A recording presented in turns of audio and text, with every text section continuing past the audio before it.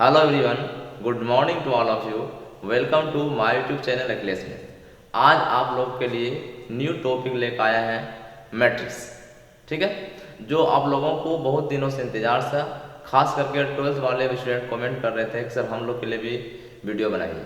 तो आज आप लोगों के लिए मैट्रिक्स लेकर आए हैं और आप लोग को मालूम है कि हम हर चीज़ जीरो लेवल से लेकर स्टार्ट करते हैं और उसको हाई लेवल तक जाते हैं, ताकि 11th-12th करने वाले को भी लाभ मिल जाएगा, बीएससी वालों को लाभ मिलेगा, गेट नेट का भी तैयारी करने वालों को लाभ मिल जाएगा। इसके पहले हम बता दें आप लोगों को कि सेट थ्योरी को हम बेहतरीन तरीक़ा से बताए हुए हैं, जो जीरो लेवल से लेकर के हाई लेवल तक गए हैं।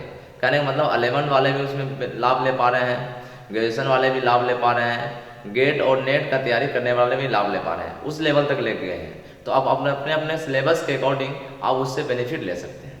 तो आज उसी तरह से हम स्टार्ट करेंगे मैट्रिक्स। तो आप लोग हेडिंग लगा लें।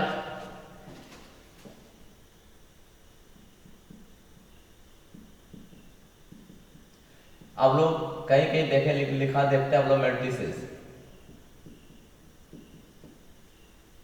पहले इस कंफ्यूजन को हम दूर कर दें। मैट्रिक्स और मैट्रिसेस जो लिखा हुआ है, ये आपका जो है सिंगुलर में लिखा हुआ है, सिंगुलर फॉर्म, और यह प्लूरल फॉर्म है ना, पता है ना, सिंगुलर से प्लूरल फॉर्म है तो आप लोग जानते ही हैं, इसमें तो कोई कमी नहीं है ना। तो आइए पहले इसके बारे में हम लोग कुछ बेसिक जाने और इसका जो है कैसे इसका जरूरत पड़ा है ना, इसका क्या क्या एप्लीकेशन है उसको हम लोग पहले जान लेते हैं। तो जैसे कि कोई सिंपल इक्वेशन जैसे हुआ करता था, सिमल्टेनियस लीनियर इक्वेशन, यदि मान लो हम 2 वेरिएबल का इक्वेशन लीजिए, इसको सॉल्व करना था आसान है। और आपको यह मालूम है कि यदि 2 वेरिएबल है तो हमको 2 इक्वेशन चाहिए, 3 वेरिएबल हो तो 3 इक्वेशन चाहिए, 4 वेरिएबल हो तो 4 इक्वेशन चाहिए, तभी हम लोग सॉल्व कर पाएंगे।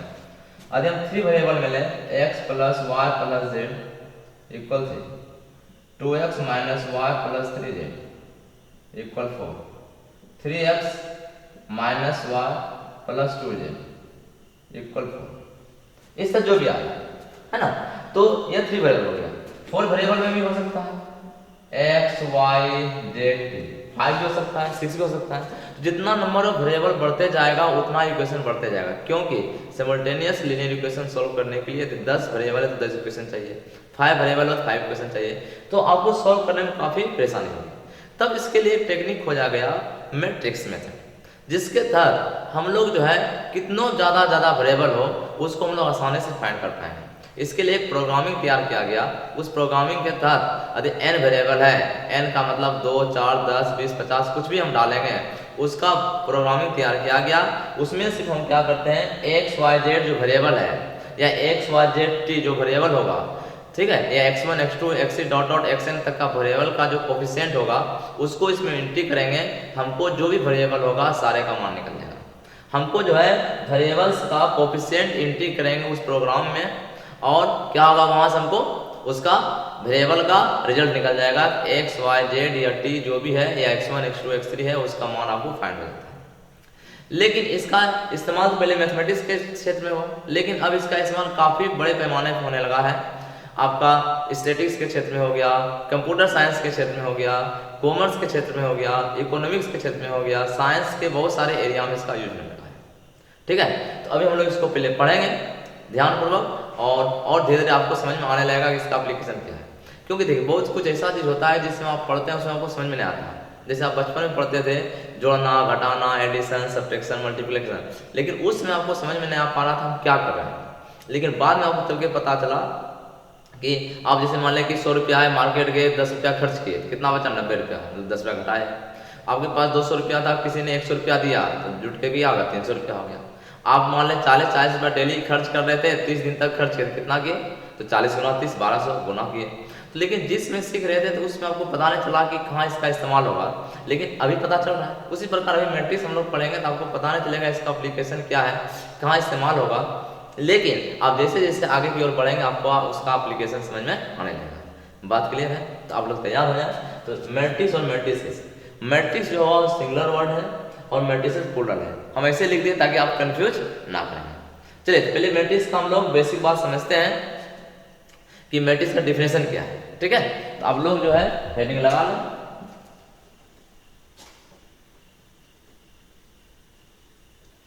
definition.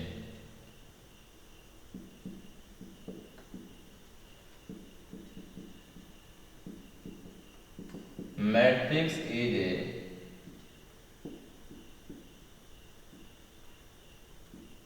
rectangular array of m into n elements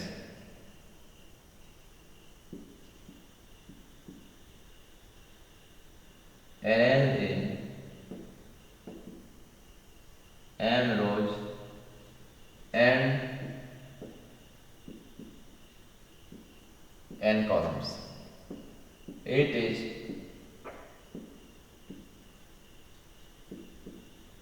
denoted by this type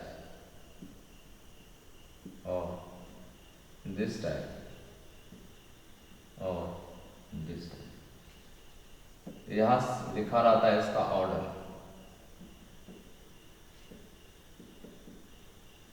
चलिए समझिए क्या लिखा है. Matrix is a rectangular array. Matrix कैसा होता है? रेक्टेंगुलर एरे, मतलब रेक्टेंगल में आयताकार, एरे मतलब ऑफ एम एन एलिमेंट्स. यानी एलिमेंट देखें वह नंबर होगा, है ना. नंबर्स में आपका क्या हो गया? वह रियल हो सकता है या कॉम्प्लेक्स हो सकता है, ठीक है, या फंक्शन, ठीक है. क्या लिखा? Matrix is rectangular array of m n elements. कितना एलिमेंट होगा? m इंटू एन एलिमेंट होगा. या उस एलिमेंट को आप, वह एलिमेंट जो होगा नंबर्स के रूप में होगा, रियल नंबर या कॉम्प्लेक्स नंबर या फंक्शन होगा, ठीक है. इस एलिमेंट को इंट्रीज भी बोला जाता है, ठीक है ना. हम आगे डिस्कस करेंगे. एलिमेंट को इंट्रीज भी बोला जाता है. अरेंज इन, इस तरह से अरेंज रहता है कि m रो और m कॉलम. तो रो और कॉलम समझना पड़ेगा. तो देखिए हॉरिजॉन्टल लाइन जो भी मिलेगा, हॉरिजॉन्टल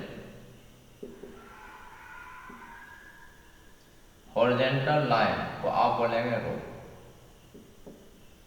और वर्टिकल लाइन जो मिलेगा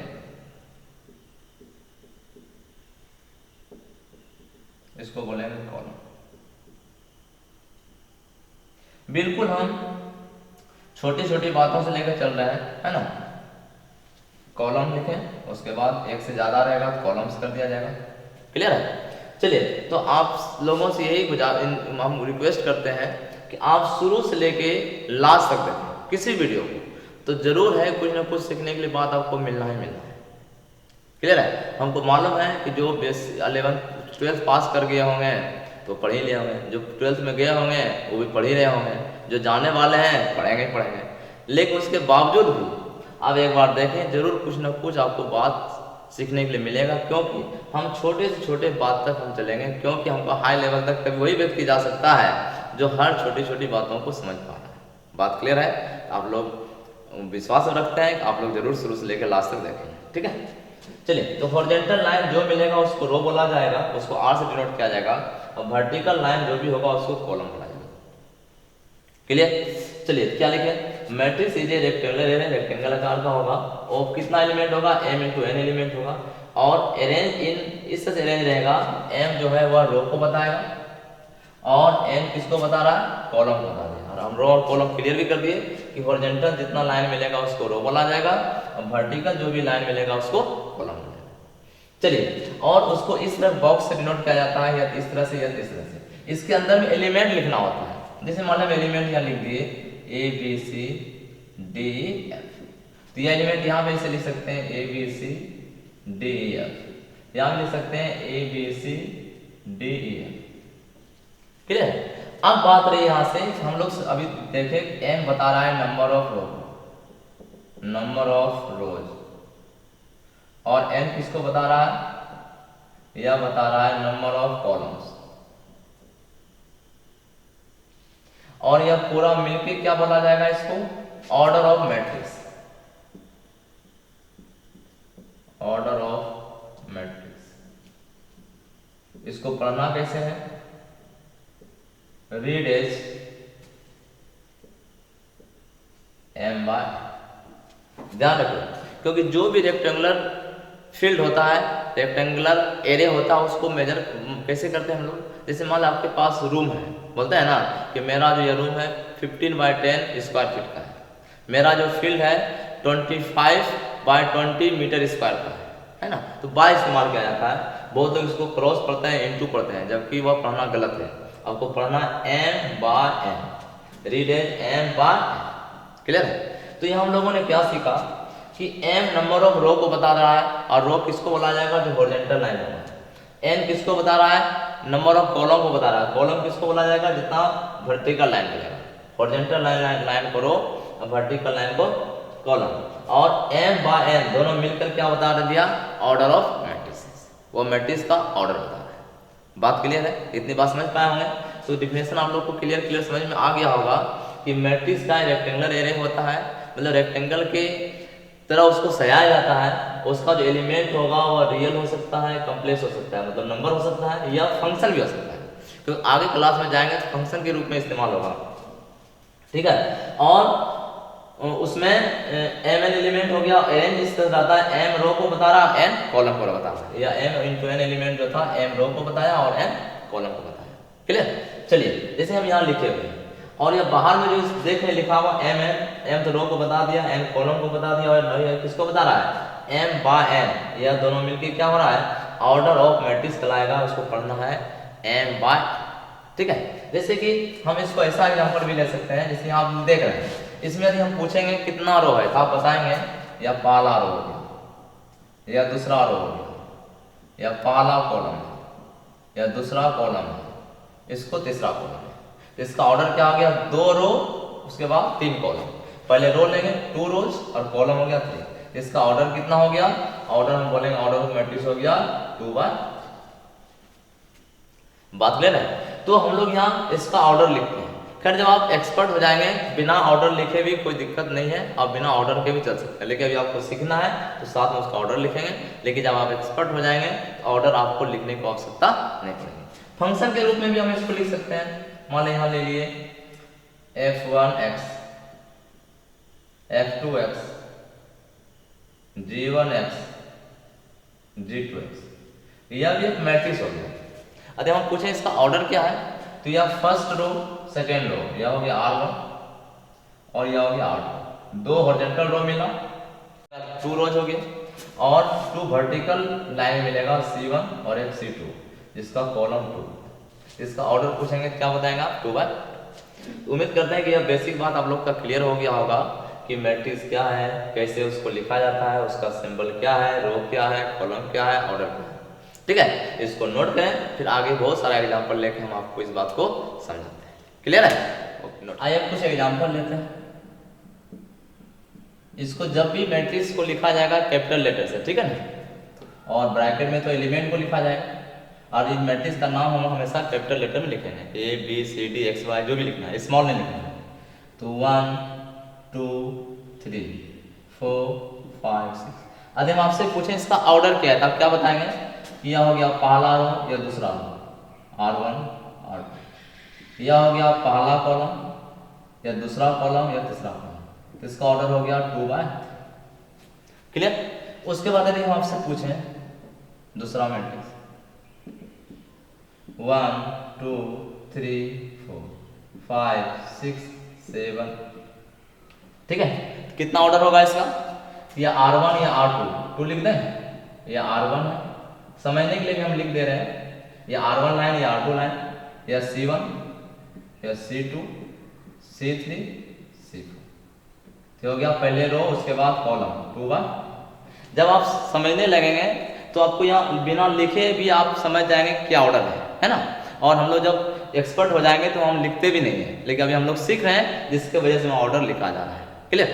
चलिए, आगे हम आपसे पूछें C 1 2 3, क्या ऑर्डर है इसका, तो रो हो गया, ये R1 है, ये R2 है, और ये R3 है, यह एक ही कॉलम है, तो हो गया 3/। आगे हम आपसे पूछें D 1 2 3, क्या ऑर्डर आप बताएंगे इसमें, तो रो तो एक ही हुआ, कॉलम में first column, second column, third column, तो 1 रो 3। आगे हम आपसे पूछें ए मैट्रिक्स 1 2 3 4, तो आप क्या बताएंगे इसमें कि रो भी 2 हो गया, कॉलम भी 2 हो गया, यह हो गया R1 यह हो गया R2, यह हो गया C1, यह हो गया C2, यह 2/। यदि हम यहाँ लिख लें F, सिर्फ लिखे यहाँ 2, तो आप क्या बताएंगे 1/1, क्योंकि रो भी एक हो गया और कॉलम भी आपका। तो इस तरह से आप समझ पा रहे हैं कि हम कैसे उसका ऑर्डर लिख सकते हैं। ठीक, ऑर्डर लिखना आप तो समझ पाएंगे कैसे लिखना है। आइए अभी हम लोग सिर्फ ऑर्डर पर डिस्कस कर रहे हैं, मतलब कि ऑर्डर करने का मतलब क्या, इस बॉक्स के बाहर जो लिखा हुआ था, बॉक्स के बाहर जो है उस पर हम डिस्कस करते हैं, है ना। उसके बाद फिर हम उसके अंदर जो एलिमेंट होगा उसके आधार पर हम डिस्कस करेंगे। और इसको भी डिस्कस करने के पहले आप पहले क्या कर लें, इसमें कुछ 1-2 सवाल हम कराते हैं, है ना। उसमें कैसे कैसे सवाल आएंगे उस पर हम डिस्कस करते हैं पहले, ठीक है। इसको मिटा दें, नोटेशन ऑफ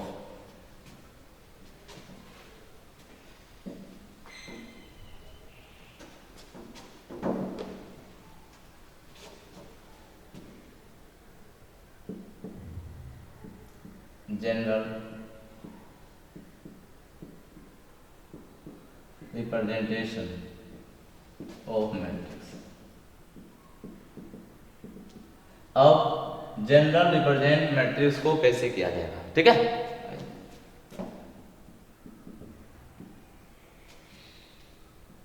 मान लिया हम मैट्रिक्स तैयार करने जा रहे हैं M/N, ठीक है। ए ए ए ए ए,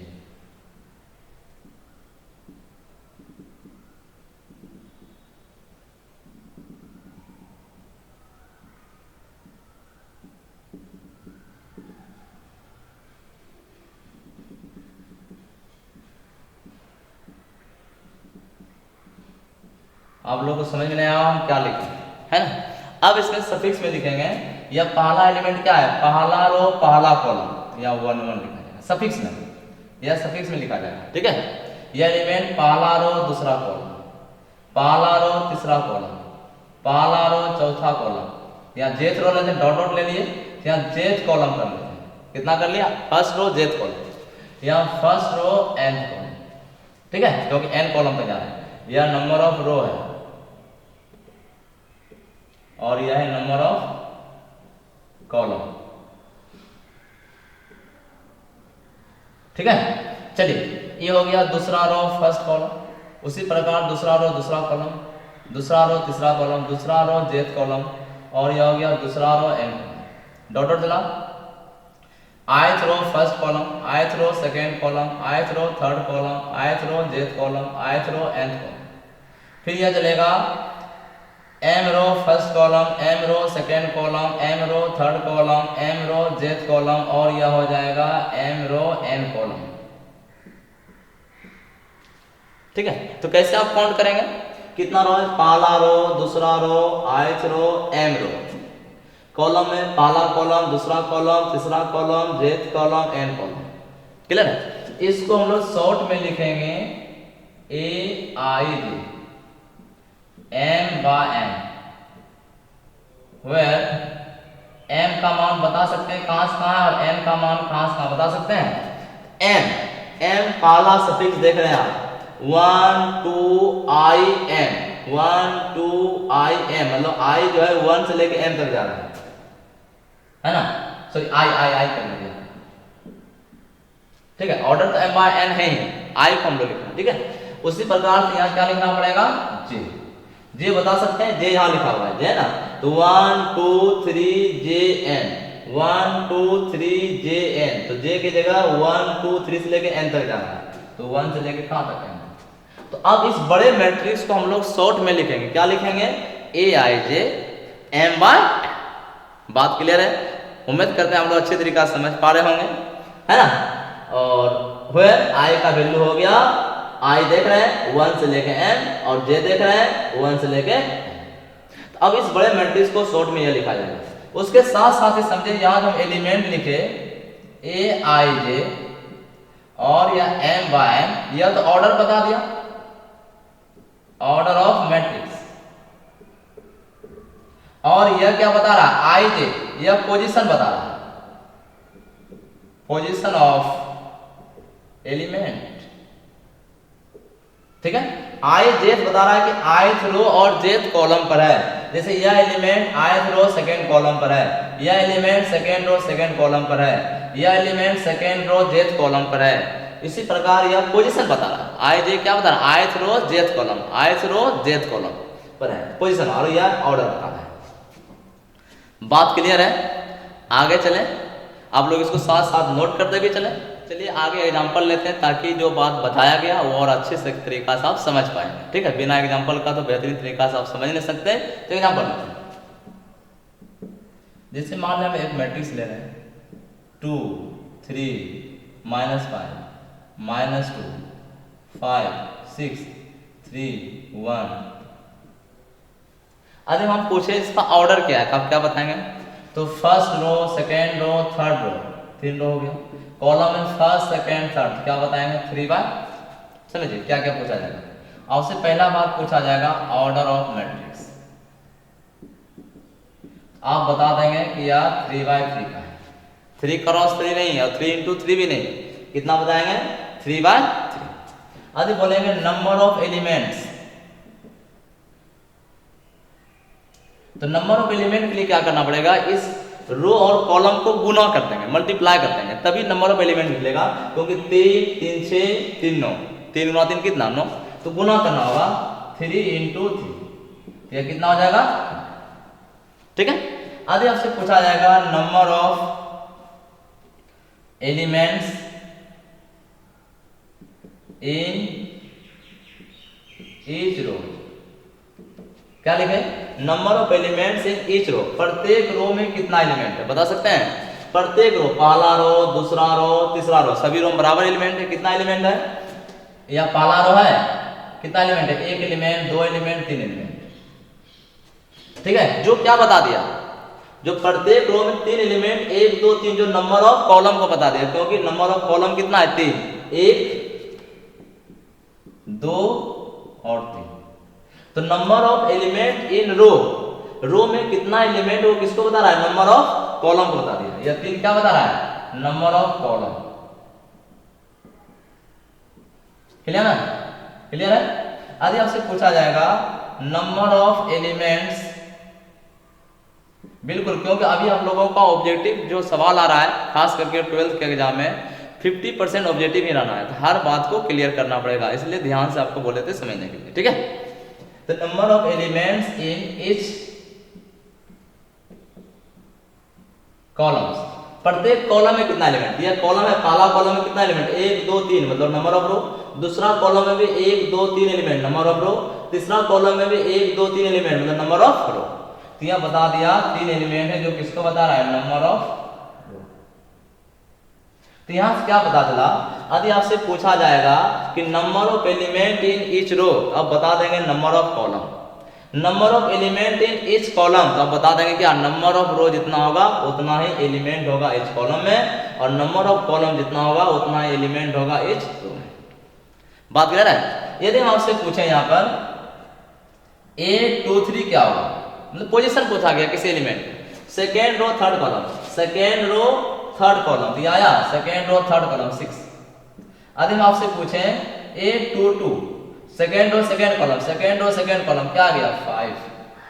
यदि हम आपसे पूछे 8 3 2, third row second column, third row second column, तो क्या आ गया? 1। यदि हम आपसे पूछे 8 4 1, क्या होगा? Fourth row first column, fourth row है, first row second row third row तक है, फोर्थ रो नहीं है, इसका मतलब हो गया यह नॉट एग्जिस्ट, यह नॉट डिफाइन कर लीजिए। बात में जो डिफाइंड ही नहीं तो नॉट डिफाइंड हो गया। इतना बात आप समझ पाए होंगे, है ना? तो हम क्या बताना चाह रहे थे, यहाँ से हम फॉर्मूला भी निकाल देते हैं। इतना आप लोग नोट कर लिए होंगे, हम यहाँ से फॉर्मूला भी आपको बता देते हैं। यदि आपसे ऑर्डर ऑफ मैट्रिक्स बोलेगा, आपको क्या लिखना है यहाँ पर? m by n, order of matrix. यदि आपसे पूछेगा इधर लिख देते हैं ऑर्डर ऑफ मैट्रिक्स, तो आपको हो गया m by number of elements, number of elements, या टोटल लिख देते हैं नंबर ऑफ टोटल एलिमेंट्स, ठीक है ना? नंबर ऑफ टोटल एलिमेंट्स, है ना? चलिए, तो कितना हो जाएगा नंबर ऑफ टोटल एलिमेंट्स? आपको गुना कर लेना है m into n। Number of total elements करने का मतलब क्या, number of total elements in matrix. ज्यादा आपको क्लियर करना चाहते हैं आप लिख सकते हैं number of total elements in matrix. ठीक है, तो number of total elements in matrix कितना आ गया, m इंटू n। आज आपसे पूछा जाएगा number of elements in each row, each row में कितना एलिमेंट है, तो आप बता देंगे नंबर ऑफ कॉलम्स।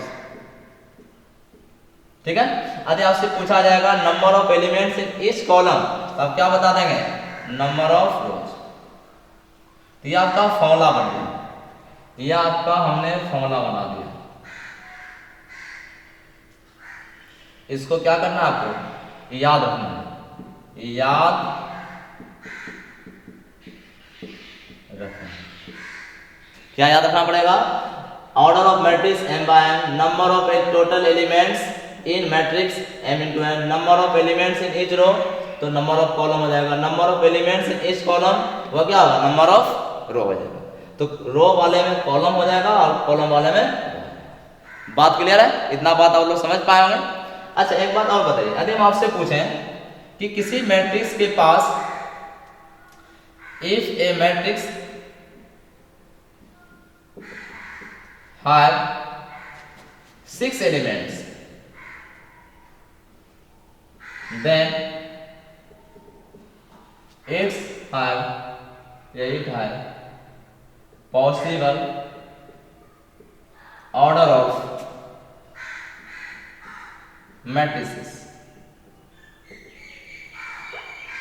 अगर मैट्रिसेस प्लूरल फॉर्म, तो क्या आपको सवाल पूछा जा रहा है कि if a matrix have 6 element, किसी मैट्रिक्स के पास कितना एलिमेंट है, 6 एलिमेंट है, then it have possible order of matrices, इसके पास कितने कितने ऑर्डर का मैट्रिक्स हो सकता है। अभी हम लोगों ने पढ़ा नंबर ऑफ एलिमेंट क्या हुआ, 9, मतलब m into n है ना, लेकिन हमको कितने कितने ऑर्डर में लाने के लिए हमको 2 पार्ट में ब्रेक करना पड़ेगा। जो यहाँ ब्रेक हो रहा था 3 into 3, जो 3 रो 3 कॉलम जिसको हम लोग पढ़े 3 by 3, लेकिन रो कितना हो रहा है, 3 कॉलम पे कितना हुआ 3, तो 9 को हमने तोड़ा 3 into 3 में, तब हम उसको ऑर्डर में जाकर बोलेंगे 3 by 3। तो आपको क्या करना है, जब पूछा जाएगा कि कितने कितने ऑर्डर का पॉसिबल है, इसको हम लोग 2 पार्ट में ब्रेक करेंगे जिसका प्रोडक्ट 6 होनी चाहिए। तो एक 1 by 6, एक 6 by 1, एक लेंगे 2 by 3, एक हो जाएगा 3 by 1, सॉरी 3 by 2। क्लियर है, यहाँ तक आप लोग समझ पा रहे होंगे। तो कितना में बना, if a matrix have 6 element then it have possible order of matrices. कितना पॉसिबल ऑर्डर ऑफ मैट्रिक्स हो गया, 4 मैट्रिक्स के बाद मिलेगा, 4 मैट्रिक्स,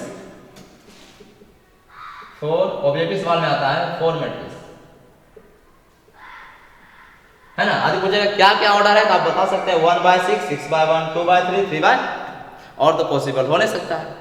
क्लियर है, आगे चलें, आप लोग इसको नोट भी करते चलें। दूसरा सवाल ले रहे हैं, नेक्स्ट क्वेश्चन, यदि किसी मैट्रिक्स के पास 7 एलिमेंट है ना, तो हाउ मेनी पॉसिबल मैट्रिसेस, कितना मैट्रिक्स हो सकता है।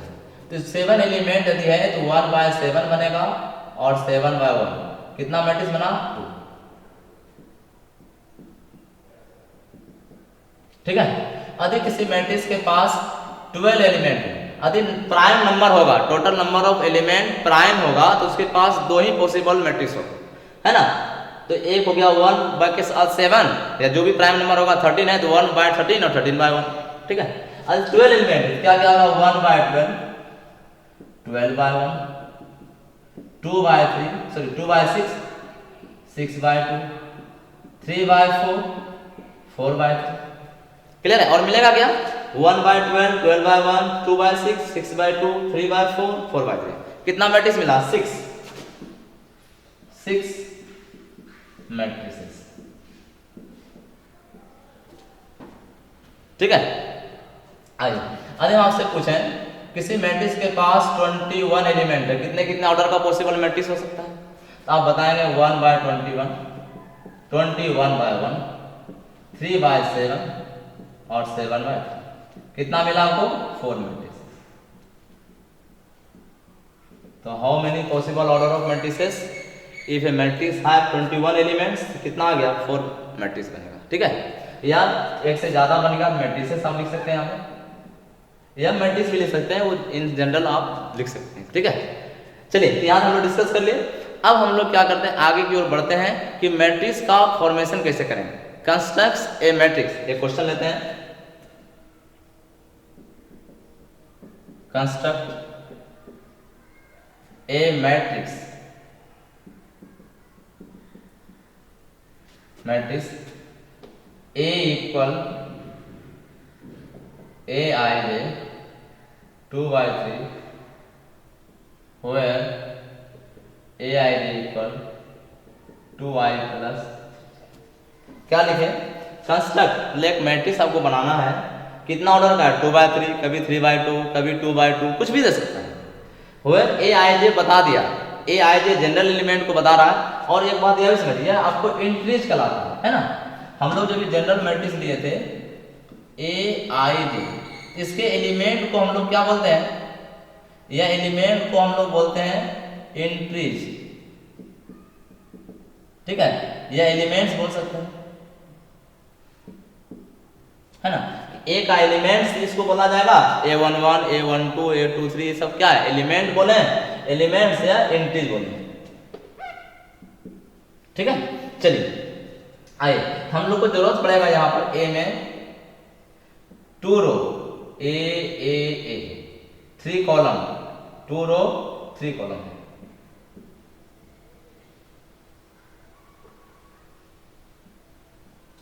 ठीक है, तो यह 2 रो हो गया, 3 कॉलम हो गया, A11, A12, A13, A21, A22 और A23। ठीक है, तो यह 2 रो हो गया और कॉलम 3। अब ये सब एलिमेंट चाहिए, कैसे निकाला जाएगा, हम यहाँ रख रहे हैं A11 यदि निकालना हो तो I हो गया 1 और J हो गया 1, हमेशा सफिक्स में लिखना है, यहाँ ऐसे AIJ ऐसे लिखा हुआ है। तो यहाँ क्या I भी 1, J भी 1, यहाँ 2 × 1 प्लस 3 × 1 कितना आ जाएगा 5।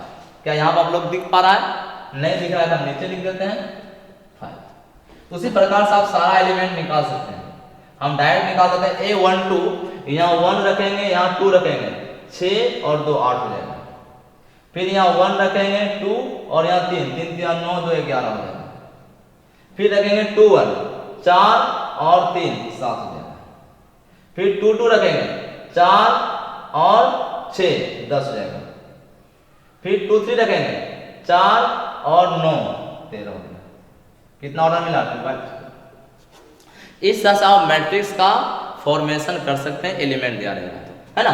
वो एलिमेंट कैसे आपको तैयार करना है वो आपको दिया रहेगा, कभी मोड लगा रहेगा, कभी माइनस रहेगा, कभी प्लस रहेगा। आपको सिर्फ यह ध्यान रखना है Aij, ये I का स्थान पे I का वाला मान, पहला एलिमेंट I के लिए, दूसरा एलिमेंट J के लिए।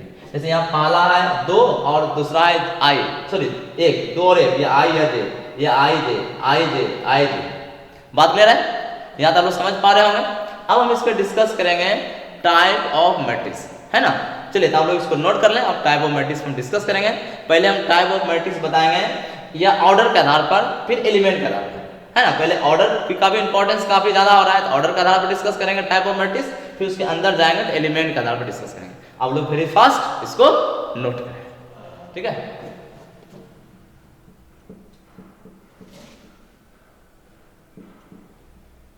Construct A matrix A equal Aij 2/2, इसको बढ़िया से लिखेंगे आप लोग I और J, ठीक है। where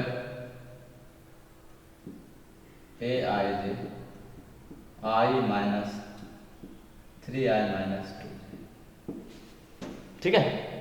चलिए तो हम लोग को यहाँ पता चल गया A जो मेरा मैट्रिक्स है कितना ऑर्डर है, 2/2।